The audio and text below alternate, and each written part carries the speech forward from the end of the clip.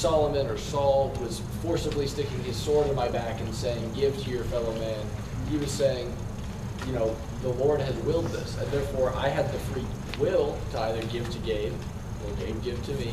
But as a God-fearing man, I would assume that I would then give that money, or the money, that grain, that food, that livestock, whatever, to Gabe or Gabe to me. And so I think that we can assume that while it might look socialist from the outside, we would then say that while it's not necessarily all built on profits or all built on competition or drive and ambition, I think that we can assume that it's a bit closer to a capitalist government, even though it looks as though it's socialist in the sense that I have to give more away and I'm, you know, helping people more than we might see in the traditional modern capitalist sense. I think that because it's a voluntary action rather than a government-enforced action, we're seeing it more as a capitalist form. And it's not all about give. There's evidence proving that the number of people living in extreme poverty worldwide declined by 80% from 1970 to 2006. There's evidence proving that that has happened due to free markets and capitalism. And so when you look at socialism and capitalism, what gives the person more control to, like, better their situation? And what allows the person to bring themselves up out of poverty? Can we back up a second? That statistic you just cited about 1970 to 2006, you assert that that's due to free markets, but would you say that the governments of the world have become more socialist or more free market from 1970 to 2006? I would say governments have probably become a little bit more socialist, but also any of the developed nations are not living in extreme poverty. This is less than $1 a day that we're talking about. So this is going to be in countries like Africa, or continents like the countries that are on the continent of Africa. And like all the nonprofits that have gone into giving them aid that they need, and the free market's innovation to create things to be able to give to them has allowed for that to happen. You know, one of the big examples would be the smartphone.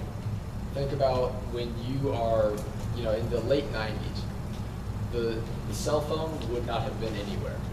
You would think you would go to a developing country and would say, do you have a cell phone? And they'd say, what's that? But look at it now. You can now find people who are impoverished and they have a cell phone. They have technology. And so we can assume that as wealth has grown worldwide, and so as the poverty line has dropped, in the sense that people are no longer living on $1 a day or less, that they are able to afford these things that at one point were seen as luxuries, that if you had one, it was a high status symbol, it was something that wasn't freely available. It's now something that, you know, many people have, something that you wouldn't have been seen years ago. Not only if, obviously, because cell phones and smartphones weren't around then, but also in the sense that, you know, one-to-one scale, like you wouldn't see everyone with a car a long time ago. In the same way that now you can find cars all over the world. There, you know, most people own 1 to 2 to 3 to 4, depending on how many or how much they make and all that stuff. So you're not ever going to find someone who is truly at the point of poverty that we would have seen in, like, you know, a long time ago, where we would have seen people just dying without anything, one shirt, one pair of pants. It's now people have multiple outfits. They have their smartphones, stuff like that. And like the innovation that Camden is talking about has also caused an increased value of labor. Back in the 1800s, 1 hour of work, you may have accomplished something good, but today, if you're spending 1 hour of work, like harvesting crops from a farm, with the technology that we have today, you are just, like, it's insane how much more you can do. And so that's another thing that I think has been able to bring the amount of people out of poverty, is that with our time now, we can do more things. And in a socialist economy, you're not going to be finding people wanting to create new tractors that can do all these crazy things that they can now. And like John Deere, that they've been driven by profits. They've created a good product. their product has thus influenced the rest of the world by enabling them to create more with their time. I'm going to shift just a little bit. This may be a generational distinction. I don't know. I'm kind of old, so. But I hear this socialism really big in your generation, or closer to your generation, or at least people who tend to be speaking to your generation in the political realm. In fact, I didn't even know what a democratic socialist was until Bernie Sanders kind of came on the scene. I didn't hear Vermont as one of your socialist countries, but it may be further down the list. But anyway, their ice cream is fantastic. But Elijah, can you tell me a little bit about why has democratic socialism become such a big thing in the political realm right now? Is it because a lot of these politicians woke up one morning and said, that sounds like a fantastic idea? Or is there some other motivation? Well, mainly democratic socialism has been like Candace really like socialism with the word in front of it. They like Right. the fact that it's like So democratic kind of softens the socialism part? That's basically why they kind of like it. It's through the ballot box and people like are voting to have socialism instead of it being enforced upon. Okay. So why am I hearing about it so much now? Like, why is it just the end thing, or I mean, it seems to be all over political ads on certain sides. I mean, I think it's like what we were talking about earlier. Okay. Now that America is experiencing a time of great prosperity, we are able to remove ourselves and like see like, oh, there are still people that we can help. But democratic socialism seems to be the easy way and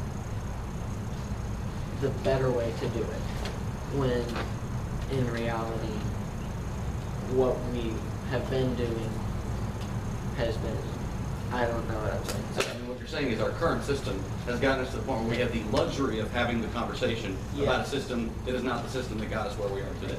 Would that be accurate? I think another big point Please do. with democratic socialism compared to capitalism is with global warming that kind of became a very big topic today, and it's a lot like that's one of the big topics like Green New Deal and stuff. Okay. And I think a lot of people who are democratic socialists will say that capitalism has been one of the biggest factors in why global warming has gotten bigger. Okay. And in our generation, there tends to be, at least in my case, I think there's a lot more with that, which we want to fix that because rumors and stuff is that are going to end if we don't fix this now. So we've got like politicians like Bernie Sanders and Ocasio-Cortez. They want to go by democratic socialism, and they would say we want to help fix the environment as well, which is something capitalism is not. So you feel like maybe that global warming issue that's a hot button topic and very close and personal to some people may have led to a lot of the rise of some of the socialism conversations, at least as far as economic spending goes. Yeah. Another thing that we can see is also a lack of drive, sort of like how we talked earlier, that ambition that drives your work, along with as I serve, I'm then rewarded for my benefits. A lot of people now you can consider lazy in a sense that if I can get paid for not doing anything, rather than doing something and getting paid for it, I think that 9 times out of 10 we would choose that we could get paid for doing nothing. And so when you're getting into this newer generation that is advocating for democratic socialism, you're seeing people who want to get paid for things that they're not doing. And so therefore it's become an uprising in the sense that they just don't want to work. And so it's a value of work is something that's lost in a lot of the other generations. Unwilling or unable.